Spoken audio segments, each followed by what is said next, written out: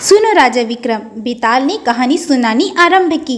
काशी नगरी में हरिदत्त नामक एक ब्राह्मण रहता था। उसके एक अत्यंत रूपवती कन्या थी। कन्या का नाम लीला था।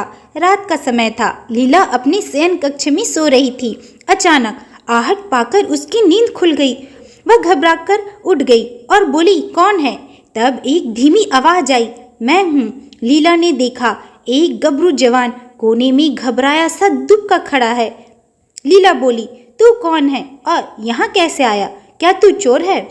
चोरी करने जा रहा था कि सिपाहियों ने देख लिया। उन्हीं के डर से भागकर मैं यहाँ आ गया हूँ। कुछ देर बाद चला जाऊँगा, तुमको कोई नुकसान न होगा। तभी बाहर सड़क पर सिपाहियों की आवाज़ आई। लीला को चोर की बात पर विश्वास हो गया। उसने उसे छिपाए रखा। उसका रूप, रंग व शरीर देखकर लीला का मन चंचल हो गया और उसने चोर को अपने बिस्तर पर सुला लिया। हे राजा विक्रम, इस प्रकार वह चोर भोग विलास करके सिपाहियों के चले जाने के बाद अपनी राह चला गया।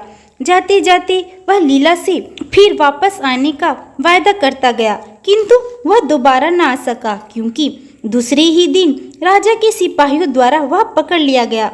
उसने राजमहल में चोरी की थी। इस अपराध में राजा ने उसे सूली पर लटका दिया। वह चोर मारा गया। यह सब जानकर लीला बहुत दुखी हुई। इसके बाद लीला पर एक संकट और आ गया। उसका गर्भ ठहर गया। उधर ठीक इसी समय उसका विवाह तय कर दिया गया। लीला ने सारा भेद छिपा कर रखा और अपने पति के घर चली गई। उचित समय पर उसने एक बालक को जन्म दिया। उसका पिता वह चोर था। इसका ज्ञान लीलावती को था। उसके पति को किसी प्रकार का शक न हुआ।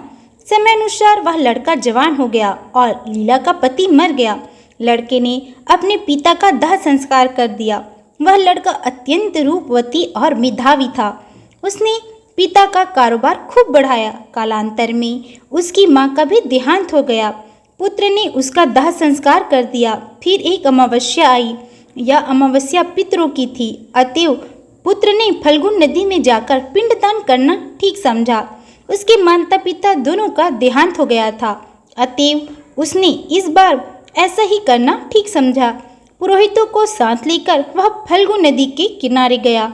उसने विधिवत पिंडदान के सारे कार्य संपन्न किए। फिर वह पिंडदान करने फल्गु नदी तट पर आया। वह अकेला था।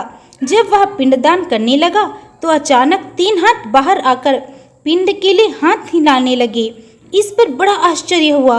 उसने पूछा, यह पहला हाथ किसका है? आवाज आई, मैं तेरी माँ हूँ। लड़के ने माँ को पिंड दान कर दिया। फिर पूछा, यह दूसरा हाथ किसका है? मैं तेरा पिता हूँ। फिर तीसरे हाथ से पूछा, यह हाथ किसका है? आवाज आई, मैं तेरा पिता हूँ। हे राजा विक्रम, अपने 2 पिताओं को देखकर वह घबरा गया। उसने दूसरे हाथ से पूछा, तुम मेरे पिता किस प्रकार हुए? वह हाथ चोर का था। चोर ने सारी बात सच सच बतला दी। लड़का कुछ न बोला। फिर उसने तीसरे हाथ से पूछा, तुम मेरे पिता किस प्रकार हुए? तब उस हाथ से आवाज आई, बेटा, जीवन भर मैंने तुमको पाला पोसा और बड़ा किया, अपना पुत्र माना। आज तुम अपने पिता को नहीं पहचान रहे हो? लड़का असमंजस में पड़ गया। वह अपने होंठ काटने लगा। उसकी समझ में न आ रहा था कि किसे पिता मानकर पिंडदान करे।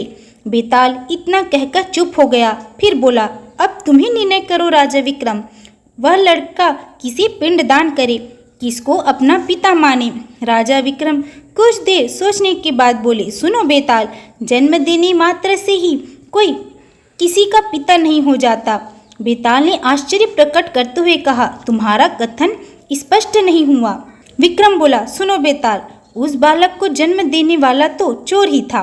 हाँ, इस कारण वह पिंड का अधिकारी बनता है। बेताल बोला, नहीं। विक्रम ने कहा, जन्म देने से कोई पिता नहीं होता। जिसने उसका लालन पालन किया, पोषण किया, वही उसका पिता होता है। इस कारण उसे तीसरे हाथ में पिंड देना चाहिए। बेताल कुछ देर चुप रहा, फिर अट्टहास कर बोला, तुम्हारा कथन एकदम ठीक है राजा विक्रम, तुम्हारा न्याय एकदम सही है। उसका अट्टहास उस बियावान जंगल में गूंज गया। उसी समय बेताल ने राजा विक्रम के कंधे पर से उछाल लगा दी। वह भाग खड़ा हुआ। विक्रम हड़बड़ाकर पीछे दौड़े। तब तक बेताल दौड़कर फिर उसी पेड़ पर लटक गया। विक्रम उसके पास आए। तो आज की कहानी में बस इतना ही। अगर आप लोगों को मेरा ये वीडियो पसंद आए तो लाइक सब्सक्राइब जरूर करें। मिलते हैं अगली वीडियो में। Bye bye.